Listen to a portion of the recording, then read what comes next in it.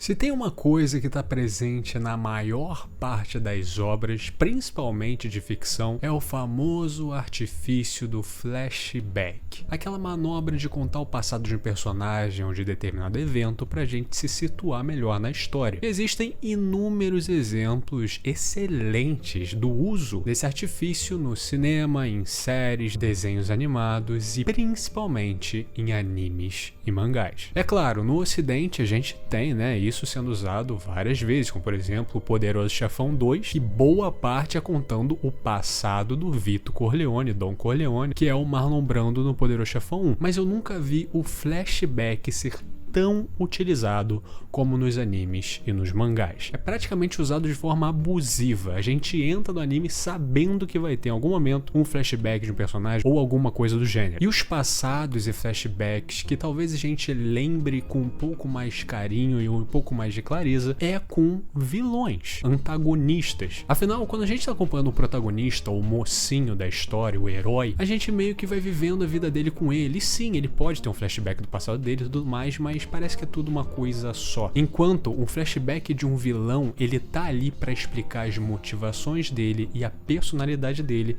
que ele desenvolveu no seu passado, o que explica as ações dele no presente. Se um vilão é todo malvado, mas quer alcançar um objetivo bom, como a paz mundial, ele só não mede os meios para isso. O artifício do flashback é praticamente vital para mostrar esse tipo de visão que ele tem. E às vezes isso é feito de maneira brilhante e às vezes nem tanto. E é claro, isso não é regra, Existem vilões que não precisam de passado e estão muito bem sem. Mas se tem uma obra que sabe fazer excelentes vilões, é Hunter x Hunter. Inclusive, o vídeo mais visto desse canal, que é o vídeo do Gyro, é exatamente isso. Afinal, ele nem pode ser considerado um antagonista porque ele não chega a batalhar ou diferir com o Gon, mas com certeza ele é um vilão que só aparece contando o seu passado e uma promessa de futuro. E agora é a hora da gente falar de um outro vilão de Hunter x Hunter e um dos mais queridos pela comunidade, Kuroro Lucifer ou Kuroro Lucilfer, chame do que quiser, não me enche o saco. O líder da Trupe Fantasma e a Aranha Zero. A Trupe Fantasma é apresentada bem cedo pra nós na história. Quando é estabelecido o grupinho ali Gon, Killua, Kurapika e Leório, a gente vê uma clara separação do Gon com o Killua e Leório com Kurapika. E quando eles estão fazendo a primeira fase do Exame Hunter em si, que é aquela corrida pelo túnel, o Leório fala um pouco do passado dele e o Kurapika fala um pouco do passado dele também e o porquê ele quer ser um Hunter. Ele revela pro Leório que ele é parte de um clã, o clã Curta, um clã meio isolado que vivia na dele, sendo que ele tem uma peculiaridade. Os olhos dos membros do clã Curta são chamados Olhos Escarlates, que concedem mais poder, mais força física e mais percepção quando ativados. Porém, um dia, a Trupe Fantasma foi lá e aniquilou todo o clã deles, pegou seus olhos e começaram a vender eles pelo mercado negro. Então, o Kurapika jurou vingança. Ele quer matar uma por uma das chamadas aranhas, os integrantes da Trupe Fantasma, e recuperar os olhos de seus companheiros. Então eles são demonstrados dessa maneira. Criminosos, sanguinários e imorais, que parecem até mesmo se divertir com o que fazem, mas ele já provoca um pouco de mistério, porque é revelado uma espécie de mensagem que foi dada pela Trupe Fantasma para quem fosse ver o clã Curta, na qual o Kurapika pegou. E a carta dizia o seguinte: não rejeitamos ninguém, então não tire nada de nós. Então, por mais que eles pareçam um bando de bandidos malucos, ainda assim existe alguma dica de mistério um pouco maior do que pode representar. Mais tarde, no mesmo arco do Exame Hunter, Kurapika luta com um prisioneiro, que é um cara chamado Magitani, que é um cara azul, todo bizarro, sendo que a grande parada dessa luta é que em determinado momento o Magitani vira de costas e ele tem uma tatuagem de uma aranha nas costas dele. O Kurapika reconhece como a marca da Trupe Fantasma, acha que ele é um membro das aranhas e muda completamente o semblante e vai matá-lo. Sendo que a gente descobre que o Magitani na verdade usava aquela tatuagem para ele meio que parecer mais durão, mas ele na verdade não era parte da Trupe Fantasma. Então, com essas duas interações que a gente tem aqui no Exame Hunter, primeiro arco do anime / mangá, é que a Trupe Fantasma é esse grupo de só bandidos sanguinários, casca grossa, como diria o Ei Nerd, e que são extremamente temidos não só por quem eles atacam, mas também no submundo criminal, com até mesmo prisioneiros perigosos utilizando a marca deles para parecerem maiores do que são. Mas a gente vê a trupe fantasma na sua totalidade no arco de York-New ou York-Shin, um dos mais amados e um dos que representa uma das maiores viradas de chave no mundo de Hunter x Hunter. Nesse arco, o Gon e o Killua querem ir para um leilão nessa cidade para poder comprar uma espécie de console para jogar o jogo que o pai do Jin criou, que depois levaria eles ao arco de Grid Island, que acontece depois do arco de York-New. E essa cidade também marcava um encontro dos 4 que tinham se separado por um momento e iam se encontrar agora de novo nessa cidade: Kurapika, Gon, Killua e Leório. Então era o arco prometido e bastante esperado. E é nesse arco que a trupe fantasma faz seu movimento, porque nele a gente vê que o seu líder, Chrollo Lucifer, que só foi citado algumas vezes até então, fala que eles estão ali para assaltar o leilão clandestino que a máfia comanda e patrocina. Não é o mesmo leilão que o Gon e o Killua querem ir, tá? Então a gente vê uma das aranhas, o Vogan, que é esse cara fortão, falando que ó, vai dar merda, a máfia, o caralho. E a gente vê pela primeira vez a cara do Chrollo, perguntando se ele está com medo. Então o Vogan fala que não, ele só tá animado, ele quer a confusão, e Chrollo diz que ele permite a matança. E é nesse arco que a gente entende o que o Chrollo é de verdade. Além de ser esse vilão extremamente estrategista, inteligente e que sempre parece estar um passo à frente, não importa a situação, ele sempre tá bem calmo em relação a tudo. Ainda assim a gente vê que ele é poderoso, como se esperaria do líder do grupo fantasma, porém especificamente um líder nato, que parece comandar esses grandes bandidos casca grossa como seu verdadeiro líder. Parece que não tem nenhuma ambição de traição por ali. Claro, tirando o Hisoka, né? Mas os membros que pareciam estar há mais tempo ali parece que são bem leais à figura de Chrollo Lucifer. Em determinado momento desse arco, o Kurapika, que também estava nessa cidade, ele consegue desafiar o Vogan, aquele fortão que a gente viu antes, e desafia ele para uma batalha. Kurapika consegue matá-lo e ele estava tão certo que ia ganhar que ele trouxe uma pá. É claro, a trupe tem diversos atravessamentos com Gon e Killua por fazerem ali parte do grupo do Kurapika, que é um cara que agora tá sendo caçado por ser o homem que matou o Vogan. Mas o que importa na verdade é que Chrollo Lucifer, esse vilão extremamente estrategista, metódico, realiza um ato que por muitos consideraria ser algo inimaginável. Ele provoca um ato terrorista de proporções bem grandes na cidade de York-New. Ele comanda as suas aranhas para matar uma galera com a justificativa de que isso seria um requiem para o Vogan, para que ele partisse em paz. E ele jura vingá-lo. E até então a gente acha que o Vogan é só aquele capanga fortão e meio burro que todo grupo de vilões tem. Mas depois que a gente vê que o Chrollo deu tanta importância para esse personagem, que ele dedicou a aniquilação de milhares de pessoas de uma cidade, tanto mafiosos quanto polícia, quanto até inocentes, a gente vê que existe uma coisa estranha com esse grupo. Não é só um grupo de capangas mega fortes. Parece que tem um laço especial aí. E também nesse arco a gente vê um pouco do passado da trupe fantasma, onde eles reunidos na cidade Meteoro, um lugar extremamente horrível que é um ninho de bandidos, aparentemente eles foram formados lá. No resto do anime, a trupe fantasma continua presente. Afinal, o Kurapika ele meio que tirou o Nen de Chrollo Lucifer, e aí foram pra Grid Island para pegar um exorcista de Nen para o Hisoka e o Chrollo lutarem, porque é por isso que o Hisoka entrou no fantasma para comer as conversas. E depois disso eles fazem uma pontinha em cada arco ali para meio que ficar na nossa memória que eles existem e estão em curso, né? Estão existindo no mundo de Hunter x Hunter. Mas aí é no mangá que o negócio fica de verdade. Porque além de eles aparecerem aqui e ali, a gente tem a prometida luta de Chrollo Lucifer com Hisoka, que por sinal é uma das melhores que eu já li. Ela merece um vídeo próprio, inclusive o Mangake já fez um vídeo sobre, vou deixar aí na descrição para quem quiser ver. E ela é simplesmente genial por vários motivos, e se um dia for animada, tenho certeza que vai quebrar a internet. Mas dessa luta, o final dela, é que Chrollo sai vencedor e o Hisoka morre, mas na verdade ele é ressuscitado pela sua habilidade Nen, e agora ele tem o Nen pós-mortem, que é um Nen muito mais forte de quando ele ainda estava vivo. Ele meio que foi ressuscitado e o Nen dele voltou mais forte. E depois disso, ele fica ainda mais entusiasmado de um dia caçar o Chrollo e matá-lo. E então, para chamar a atenção dele, ele mata a Maki e o Shaunark, outros membros da Trupe Fantasma. E depois a gente só vai ver eles de novo com mais frequência no arco da expedição ao continente negro, onde nesse grande barco Baleia Negra, a Trupe Fantasma está aí com o objetivo de exatamente achar o Hisoka e matá-lo, vingar os amigos que ele matou. E nesse arco, alguns deles fazem meio que um bico de guarda-costas para a máfia que está protegendo um dos príncipes e tal, porque nesse navio tá acontecendo uma grande guerra de sucessão, enfim, uma confusão do cacete, mas em determinado momento tem um grupo ali de Finks, Feitan e Nobunaga, onde investigando um certo recinto, o Nobunaga fala uma coisa bem interessante. Eles percebem que esse grupo que eles estão investigando, quando eles perdem um companheiro, isso tem um grande impacto para eles. Logo, são parecidos com eles, afinal o Trupe Fantasma sempre pareceu muito leal com certos membros. O Finks fala que eles não são parecidos, eles não deixam novatos entrar e eles nem querem destruir o mundo. E o Nobunaga fala que, bom, na verdade no começo, cheio de desespero e ódio, nós estávamos procurando por uma razão. E esse é o fio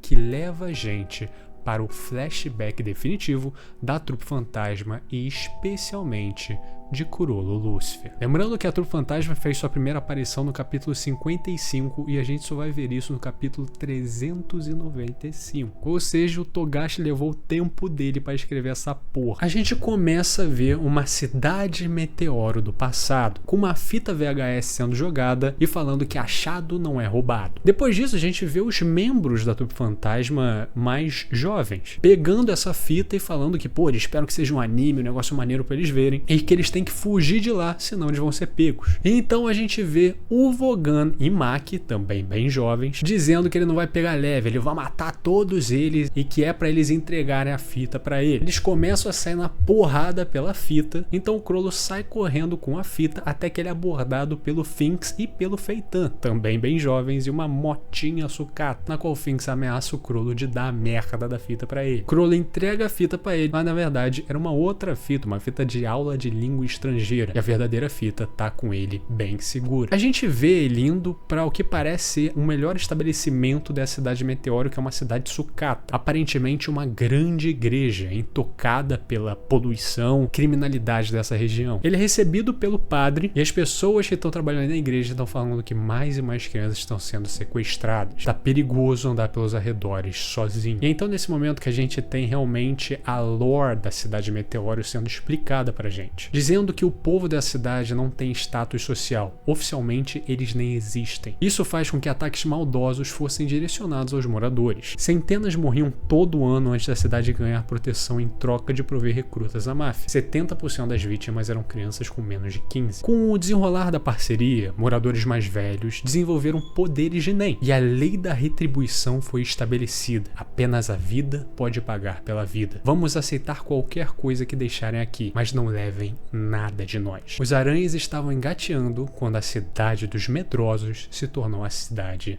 dos temidos. Eu acho que toda essa construção de universo para a cidade meteoro é simplesmente muito foda. A gente vê o que parece o arcebispo, o cara ali que manda aquela porra daquela igreja, e dizendo para ele, que talvez o padre ache, que o Chrollo pode dar um jeito de resolver as pragas da cidade meteoro. E guardem essas palavras. Chrollo e uma pequena Pakunoda conseguem botar a fita para rodar e vem que tá passando os Rangers da Limpeza, um programa famosíssimo em todo o mundo, sendo que a parada é que eles falam uma língua estranha, uma língua que eles não conseguem entender. Então o Chrollo pede pra Pakunoda dublar, gravar as vozes em cima do desenho, e ele vai escrever o roteiro e tudo mais, e vamos fazer o bagulho, vamos fazer acontecer e blá blá blá. E a Pakunoda pergunta se ele quer que chame a Sheila e a Sarasa para dublarem também. E Chrollo fica todo feliz agradecendo a Pakunoda, e a gente vê essa criança inocente, pura, em um ambiente tão terrível e difícil, mas ainda com um brilho nos olhos. É um Chrollo que a gente nunca esperava conhecer. A gente conhece Sarasa e Sheila, que são convidadas e aceitam participar da dublagem. Essa Sheila é uma das personagens mais teorizadas da comunidade Hunter x Hunter, mas eu nem vou entrar fundo nisso. Mas o que vocês têm que prestar atenção é nessa Sarasa, que é a baixinha. Depois disso, a gente subitamente é trocado de núcleo e vê nos arredores da cidade meteoro uma van preta com o que parecem ser crianças amarradas e sequestradas dentro dela. E então a van simplesmente vai embora, mostrando esse ato de criminalidade recorrente na cidade meteoro. Mas enfim, isso não importa, porque Chrollo e essas 3 meninas começam a dublar aquele programa. É convocada uma grande exibição especial na igreja, na qual todas as crianças da Cidade Meteoro são chamadas. E obviamente tudo isso foi arquitetado pelo Krollo. Porém, nem tudo é flores e o Krollo é abordado pelo Vogan, que sabe que foi ele o culpado de pegar a merda daquela fita que ele queria e que depois dessa festinha eles vão ter bastante pra conversar. Pra piorar a vida do nosso garoto, ainda o Finks e o Feitan, que foram engabelados, falam que também eles vão brincar. Porém, a pequena Sarasa é mostrada e ela simplesmente dá um balde de doces pro Finks e diz pra ele que é a vez dele de oferecer os doces, quebrando completamente essa marra de bad boy que ele tem, e diz que lá no fundo ele é bem agradável. E o Vogan só fala. E a Sheila fala que agora Krollo é nosso maninho e a gente vai proteger. Relaxa, pode relaxar, mulher. Então finalmente a exibição é mostrada e a gente vê os Rangers da limpeza. E curiosamente o protagonista desse programa é estranhamente parecido com o Gon. E a galera fica maluca com isso. Caralho, que é isso? Lembre-se, isso são crianças que vivem o dia inteiro meio a sucata. Ter esse tipo de exibição é mais do que especial. E eles falam ali, caralho, eles falam a mesma língua que a gente, que maneiro e tal, mas eles já percebem que tá sendo dublado. E os amigos mais próximos dizem ali que é a voz de Krollo, Pakunoda e tudo mais. A galera adora, a dublagem se torna um grande sucesso e o Krollo fica muito feliz com o que ele obteve, sendo elogiado por dar vozes tão únicas a vários dos personagens masculinos, afinal ele era o único homem dublando. Porém, subitamente, o som para na transmissão e a galera fica, que isso? Então o padre diz que a fita tá toda enrolada e agora vai levar um tempo para que eles possam arrumar. E a gente já vê as crianças da Cidade Meteoro tipo, o que a gente esperava, né? Cidade Meteoro essa merda, pô, vai tomar. Mas o Krollo subitamente pede o microfone. O Vogan grita ali para ele tacar o resto. Então o Krollo volta cheio de energia, meio que recomeçando o show. E a gente vê ele tendo várias personas e dublando as vozes que eles ouviram naquele programa. E todo mundo viu, caralho, que porra é essa? Então, como um verdadeiro líder, ele não deixa a peteca cair e fala que eles vão retomar a missão, mesmo sem o som. Ele faz a galera toda fazer a contagem regressiva e então o programa volta, mas agora com todos eles dublando em cima com os microfones. E nesse take aqui dá pra ver muito que o cara é o Gon. A gente vê as meninas dublando também, dando tudo de si e finalmente entra o monstro grafite grafino, o pior inimigo dos Rangers da limpeza. E a gente vê que o Krollo é um talento, o moleque é o Guilherme Briggs, dublando tanto os Rangers da limpeza como também um vilão com uma voz que assusta todas as crianças. Então ele vai levando o seu show com emoção e fazendo todo mundo prestar atenção nele. E a galera ama, bate palma, ele é agradecido pelo próprio padre e a galera fica, meu irmão, tá pica, porra. Até que, né, a cobrança chega e ele tem que se ver com o Vogan. Ele fala que ele pegou o vídeo, então a responsabilidade é dele. Quando a gente vê a Sarasa saindo do lado dele, indo pra perto do Vogan, virando para ele. Então ela grita essas frases, mas na verdade ela tava dublando ele. E com isso tirando toda aquela marra do Vogan. Então o Vogan surpreendentemente fala que existem mais episódios naquele vídeo e que agora ele quer dublar o monstro. Então toda a galera que faria parte da Trupe Fantasma no futuro fala que ele quer dublar isso, que dublar aquilo e tal. E agora o Krollo não se vê mais só com aquelas 3 garotas, mas também com boa parte da criançada da Cidade Meteoro. E o Vogan fala que o que ele fez hoje o acertou mais forte do que qualquer soco que ele já tomou. E com essa união improvável, eles começam a se apresentar e fazer fãs da Cidade Meteoro e realmente levar a sério o que eles estão fazendo. No meio das sucatas, eles formam um estranho time de dublagem que ensaia e tudo mais. E nesses ensaios eles ficam perguntando do que eles vão se chamar, até que eles chegam no nome trupe. Mas dizem que trupe tem que ter tipo 1000 pessoas e o Vogan fala que cada um vale 100. Então eles querem ser a trupe, mas eles não sabem trupe de quê. Até que o Vogan empolgadamente fala que eles têm que planejar as peças dele depois do ensaio. E a Sarasa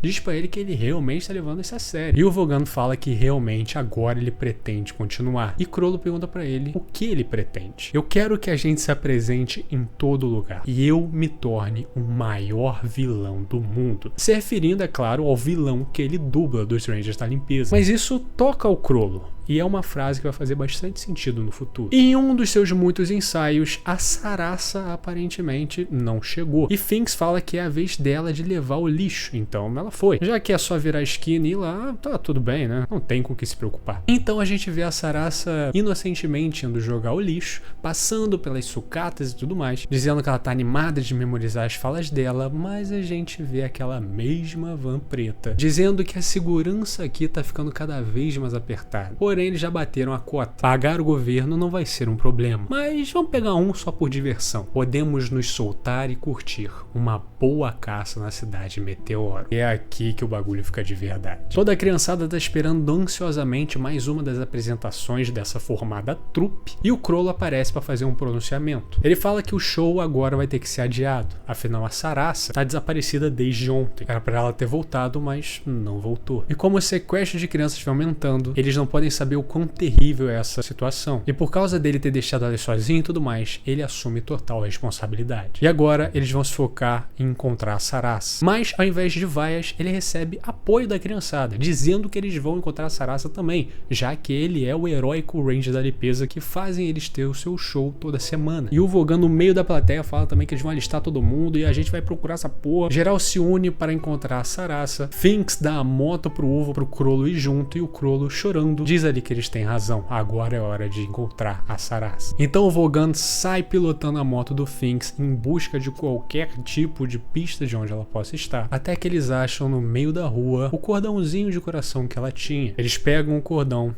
e talvez ela esteja naquela floresta. Então eles veem o que eles menos queriam. Um saco pendurado num galho de uma árvore, com o que parece ser uma carta fincada no tronco dela. E com todas as crianças com medo, Crollo diz que ele vai. O Vogan pega a carta amarrada no tronco. Crollo pede para que ele corte, aquele saco segurando alguma coisa, enquanto o Vogan pergunta o que está escrito na carta. Crollo não se importa, ele só quer ver o que tem dentro desse saco. E pegando ele começa a abri-lo, sozinho, com todas as crianças vendo. E então, em uma cena bem perturbadora, a gente vê que dentro do saco tá as partes da Sarasa. E na cabeça dela, uma outra carta, fincada na sua face. O Vogan pergunta o que tem naquele papel, e Crollo diz que não vai dizer. O Vogan fica puto e fala que porra que eles escreveram. Crollo diz que não vai dizer. Eu vou levar essas palavras para o meu túmulo. E a gente vê o brilho daquela criança inocente se perder em uma escuridão infinita. E o Vogan isola ele enquanto a pequena Maki pega o saco. Ela diz que seria muito triste deixá-la aqui, então eles têm que levá-la para casa, enquanto as crianças começam a chorar. No outro dia, a gente vê que a Sarasa conseguiu ser consertada por uma habilidade NEM de uma embalsamadora, e agora ela está aí no seu velório. E seus amigos começam a entregar para ela pertences, flores e tudo mais, e o Vogan diz para ela ficar com aquela fita de vídeo que eles ensaiaram tanto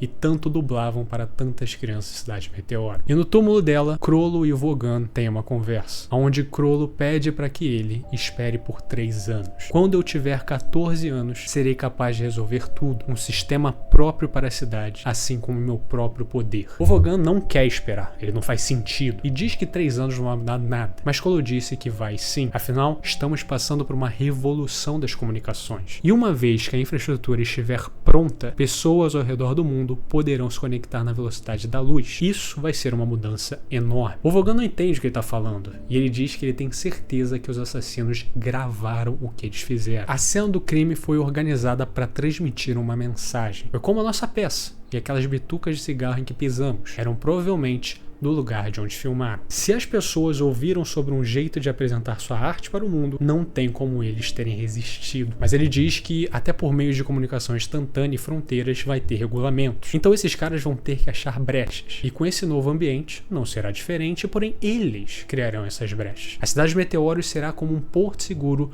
para esses criminosos passarem. Então o Shaunark ajuda a gente a entender mais esse papo, dizendo que o Crollo quer usar a nova tecnologia para criar um lugar seguro para criminosos, assim poderemos achar o que estamos procurando, no caso, a gravação da morte da Sarasa. Com isso a gente vê que o resto do que seria a trupe fantasma, as crianças da cidade Meteoro e da trupe de dublagem, aquela inocente criançada, quer se juntar para isso também. Eles dizem que 3 anos podem passar bem rápido e a gente tem muito a preparar, enquanto a gente vê a Sheila indo embora, aparentemente não fazendo parte dessa criação da trupe fantasma, que gera muitas teorias até hoje. Porém, Crollo diz que eles precisam de algo ainda mais importante para garantir que o que aconteceu com a Sarasa não aconteça nunca mais. Nós precisamos oferecer nossas vidas. Ele continua dizendo que daqui a 3 anos ele vai matar muita gente. Sarasa com certeza não desejaria isso. Então, se algum dia eu chegar a reencontrá-la, eu vou implorar por perdão. Mas, no entanto, ele não vai perdoar esses caras pelo resto da vida. E dado o nosso sistema legal atual, não consigo imaginar criminosos assim se arrependendo pelo que fizeram. Agora, ele passará o resto da vida dele como um vilão, aquele que vai fazer o mundo inteiro tremer de medo. Esses bandidos nunca mais irão se aproximar da cidade dos meteoros, assim que eu terminar por aqui. Então ele pede para que o Vogan se junte a ele como o líder da trupe, mas o Vogan diz que Chrollo é o líder, e com ele à nossa frente, irei segui-lo até a morte. Todos os outros integrantes originais fazendo o mesmo. E agora a gente vê, né, quanto mais de significado tem a morte pro Vogan na história. Um cara que era considerado um capanga forte e burro, mas que ao mesmo tempo não fazia sentido o Chrollo fazer tanto pela morte dele, agora a gente sabe. Chrollo era o que mais admirava o Vogan. Era o cara que tocou ele e que queria fazer ele o líder da trupe, que hoje ele lidera. É óbvio que com ele morto por uma ação covarde de um desconhecido que era o Kurapika, ele iria botar aquela cidade abaixo. Tudo isso conecta os pontos agora. E com isso, a gente vê um Chrollo de 11 anos indo para 14 anos de idade, com o resto da trupe também crescido. E assim eles renasceram como uma aranha. E essa é a cena que a gente já viu, né, naquele flashback do arco de Orc New, mas agora com um significado extremamente maior. Chrollo Lucifer já era um personagem fantástico, extremamente misterioso, carismático e estiloso. Qualquer pessoa que vê Hunter x Hunter vai gostar do Chrollo no momento que olhar pra ele, sendo que esse passado dele alavanca ele de uma forma que eu nem consigo explicar. Um garoto inocente, puro, sorridente, mesmo numa cidade que queria jogar todo mundo pra baixo. Ele descobre uma vocação e faz todos os amigos dele que não viam mais esperança na vida por viver numa cidade como aquela se juntarem a ele e terem algo pra se agarrar, e principalmente inspirar aquelas crianças que só viam desgraça na cidade meteora. Por um breve momento, a trupe de dublagem foi uma inspiração, um respiro, uma luz para essa criançada. Mas no fim, eles são sujeitos ao ambiente que vivem, são sujeitos ao meio. E depois de algo extremamente traumático que eles viveram, Chrollo, como o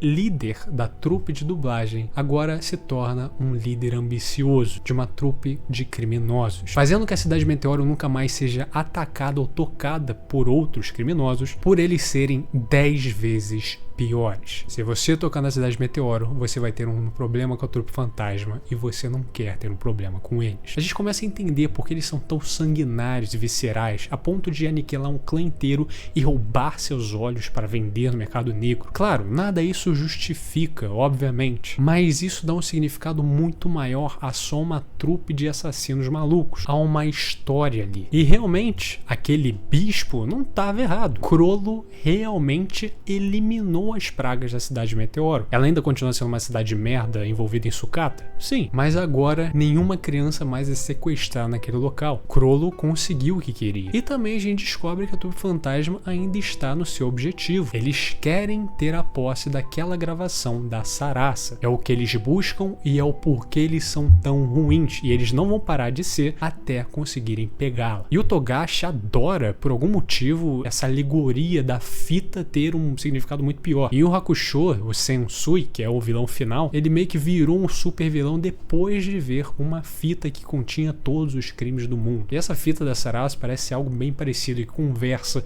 com esse outro universo do Togashi. E é muito bom quando um passado explica tantas pontas semi-soltas. Por que a trupe fantasma é tão leal ao Chrollo? Por que o Chrollo faz tanto pelos seus amigos mortos? Por que ele quer acreditar tanto que o Hisoka não é um traidor? Porque no fim das contas ele aceitou ele na trupe e ele quer acreditar que ele é um amigo, que ele pode acreditar ele que nem as pessoas que subiram junto com ele na cidade Meteoro. Porque ele é um cara que sabe exatamente o que ele é. Quando ele conversa ali com o Kurapika e tal, ele fala, meu irmão, eu sou um vilão. E ele sabe que ele tem que ser, se ele quer que o plano dele dê certo. Ele escolheu esse caminho conscientemente. E mesmo ele falando que todo mundo é substituível, até mesmo ele, a própria trupe sabe que isso não é verdade. Afinal, Chrollo juntou todos eles, desde o começo, antes mesmo da trupe fantasma ser criada. Ele conseguiu juntar vários bad boys ali da cidade Meteoro juntos em um grupo para dublar coisa pra criança. Só esse conceito, cara, já é tão interessante. Como ele conseguiu resgatar a inocência e o senso de fazer o bem nessas crianças que já estavam contaminadas com o ambiente que viviam. E esse mesmo ambiente levou ele pra escuridão que ele vive hoje. E esse é o impacto de um passado magnífico para um personagem igualmente magnífico. É Togashi mostrando mais uma vez porque ele é um dos melhores, se não o melhor no que ele faz. Mas infelizmente tem que fazer mais, né? Tem que escrever, seu filho de uma puta. Se você gostou desse vídeo, lembre-se sempre, comente, inscreva-se, curta e compartilhe. Não terá One Piece aí por 3 semanas para fazer análise de capítulo, então no final de semana teremos Dante Responde 3. Então sinta-se à vontade, além de comentar o que vocês querem comentar nesse vídeo, mandarem perguntas para o Dante Responde. Qualquer coisa, teorias, sugestões, perguntas sobre anime X, anime Y, sobre mim, faça o que você quiser. Um agradecimento especial para Victor Moser, Everton Silva, Otávio Caetano, Luiz Felipe N, Kingo, Panchi, Guilherme Paiva, Wadson Rodrigues, Arthur Zambolini, Mikael Batista, Itauá, meu parceiro. Muito obrigado, vocês são fantásticos. E se você quiser ser que nem esses paladinos do inferno de Dante, considere se tornar um membro também. Me ajuda muito e é assim, uma cerveja, uma Coca-Cola que você não bebe no mês. Então, se você estiver sobrando, por favor, considere. Tchau, tchau.